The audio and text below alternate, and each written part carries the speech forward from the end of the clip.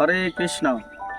সুধী ভক্তমণ্ডলী, আজ আমরা আলোচনা করব নৃসিংহ চতুর্দশী এ বছর কবে, কখন এবং বাড়িতে কি করে স্বল্প পরিসরে আমরা এই নৃসিংহদেব ভগবানের আবির্ভাব তিথি নৃসিংহ চতুর্দশী পালন করতে পারি সেই সম্পর্কে।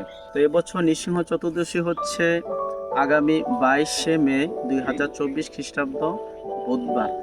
আমরা জানি যে ভগবান নৃসিংহদেব হচ্ছেন বিষ্ণুর অবতার। আমরা জানি যে ভগবানের অনেক অবতার, অসংখ্য অবতার রয়েছে, তার মধ্যে যে দশম অবতার মুখ্য, তার মধ্যে বিশেষ অবতার হচ্ছে নৃসিংহদেব ভগবান। তো এই নৃসিংহদেব ভগবান এই জগতে অবতীর্ণ হন ভক্তরাজ প্রহ্লাদ মহারাজকে তারই পিতা দৈত্যরাজ হিরণ্যাক্ষ হাত থেকে রক্ষা করার জন্য। তো আপাত দৃষ্টিতে এটা মনে হইল যে প্রহ্লাদ মহারাজকে রক্ষার জন্য নৃসিংহদেব ভগবান অবতীর্ণ হন, তা নয়। ভগবান প্রহ্লাদ মহারাজকে উপলক্ষ করে এই পৃথিবী থেকে, বরং এই পৃথিবী না, স্বর্গ মর্ত্য পাতাল থেকে যে দৈত্যরাজ হিরণ্যকশিপুর যে ভয়াল, যে ভীতির যে পরিবেশ তিনি সৃষ্টি করেন, সেই প্রকোপ থেকে সাধুদের রক্ষা করেন এবং স্বর্গ মর্ত্য পাতালের বাসীদের তিনি উদ্ধার করেন বা রক্ষা করেন। তো শাস্ত্রে আছে, গীতায় আছে, ভগবান যুগে যুগে তার বিভিন্ন কার্য সাধনের জন্য, সাধুদের পরিত্রাণ করার জন্য, পৃথিবীতে ধর্ম সংস্থাপনের জন্য তিনি আসেন এবং অসুরদের বিনাশ করেন।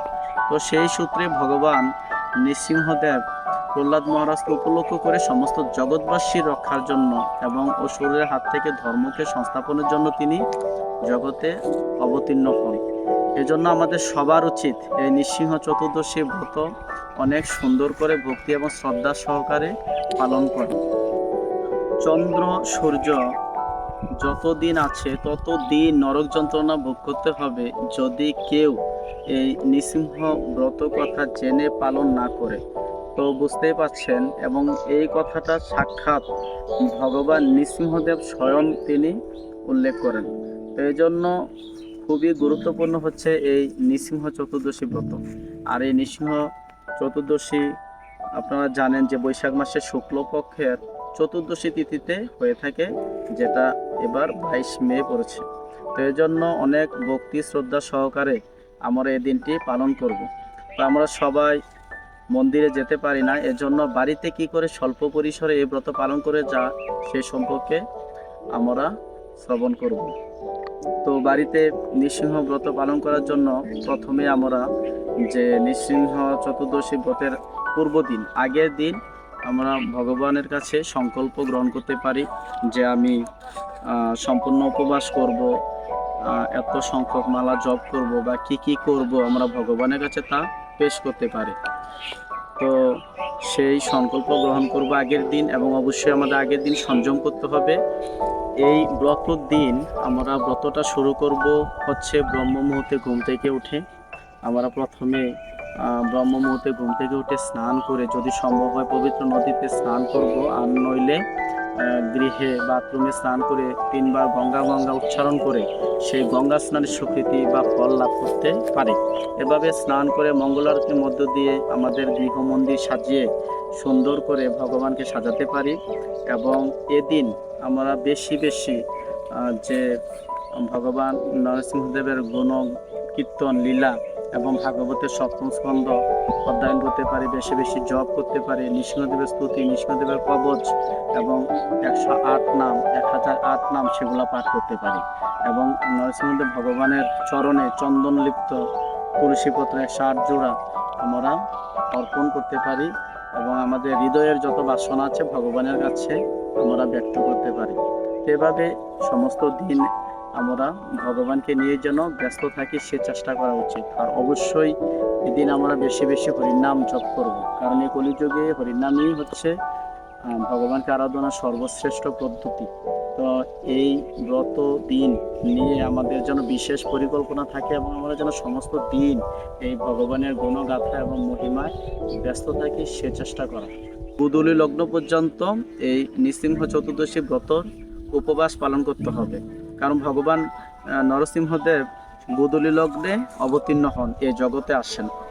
এজন্য অবশ্যই উপবাস গোধূলি লগ্ন সন্ধ্যা পর্যন্ত, আমরা সবাই সন্ধ্যা পর্যন্ত উপবাস করব। আর যদি কেউ শিশু বা একান্তই উপবাস করতে অসমর্থ হয়, অসুস্থ হন, তো অনুকল্প প্রসাদ, ফল বা জল এরকম কিছু পাওয়া যেতে পারে। আর যাদের সামর্থ্য আছে তারা অবশ্যই সন্ধ্যা পর্যন্ত উপবাস করবেন। আর সন্ধ্যার পর স্বল্প পরিসরে অভিষেকের আয়োজন করা যেতে পারে। নরসিংহ ভগবানের চিত্রপট বা লেখ্য আমরা একটা পাত্রর উপরে উচ্চ স্থানে রেখে সেখানে পঞ্চগব্য দিয়ে অভিষেকের শুভ সূচনা করতে পারি। হচ্ছে পঞ্চগব্য হচ্ছে দুধ, দই, ঘি, গোময় এবং গোমূত্র, এগুলো দিয়ে আমরা শুভ সূচনা করতে পারি। এমনভাবে ঢালবো যেন মনে হয় যে ভগবানের মস্তকে বা সমস্ত অঙ্গে ঢালছি। তারপর আমরা পঞ্চামৃত, দুধ, দই, ঘি, মধু এবং মিশ্রিত জল দিয়ে অভিষেক করতে পারি। আমরা ডাবের জল এবং আতপ দুধ দিয়ে অভিষেক করতে পারি। এভাবে অভিষেক সম্পন্ন হওয়ার পর আমরা এবার ভগবানকে ভোগ অর্পণ করব। আর সে ভোগের জন্য আমরা ফল এবং বিভিন্ন পানীয় বা জুস দিতে পারি। যেহেতু অনুকল্প প্রসাদ হবে একাদশীর মতো করে, এজন্য আমরা ভগবানকে এগুলো নিবেদন করতে পারি, বিভিন্ন ফল। তো ভগবান নরসিংহদেবের সবচেয়ে প্রিয় ফল হচ্ছে আম। এর জন্য আমরা বেশি করে আমের তৈরি যে বিভিন্ন প্রকার আচার আছে এবং হচ্ছে জুস, এগুলো করে দিতে পারে। আর ভগবান নরসিংহদেবের আরেকটা প্রিয় পানীয় হচ্ছে পানকম, যেটাকে বলা হয়, সেটা দক্ষিণ ভারত এবং সীমাচল এবং মায়াপুর পর্যন্ত ভগবানকে দেয়া হয়। সেটা আমরা অতি সহজে গৃহে তৈরি করতে পারি। আর সে বিশেষ পানীয় পানকম তৈরি করার জন্য আমরা পরিষ্কার জল এবং চূর্ণ, গুড়, লেবুর রস নিতে পারি। তারপর সেটার মধ্যে পরিমাণ মতো নুন এবং হচ্ছে এলাচের গুঁড়ো, লবঙ্গের গুঁড়ো এবং শুকনো আদার গুঁড়ো মিক্স করে এটা ভালো করে ছেঁকে নিয়ে ফ্রিজে রেখে দিতে পারি একটু ঠান্ডার জন্য। তারপর তুলসী পত্র দিয়ে ভগবান নরসিংহদেবকে যদি আমরা সেটা নিবেদন করি, তখন ভগবান অনেক খুশি হবেন এবং সন্তুষ্ট হবেন। তো এটা খুবই জনপ্রিয় একটা পানীয়। এভাবে ভোগ নিবেদন করে আমরা অনুকল্প প্রসাদ পেতে পারি। আর সারা রাত যদি সম্ভব হয় রাত্রি জাগরণ করে নৃসিংহদেব ভগবানের বেশি বেশি আরাধনা করব, হরিনাম করব। আর পারণ হচ্ছে পরদিন, নির্দিষ্ট কোনো সময় নেই, তবে সূর্য উদয়ের পর আমরা আমাদের সামর্থ্য অনুযায়ী রান্না করে ভোগ ভগবানকে নিবেদন করব এবং দুধের তৈরি বিভিন্ন মিষ্টি জাতীয় দ্রব্য, পায়েস আমরা করতে পারি। এভাবে ভগবানকে অর্পণ করে মহাপ্রসাদ পেতে পারি।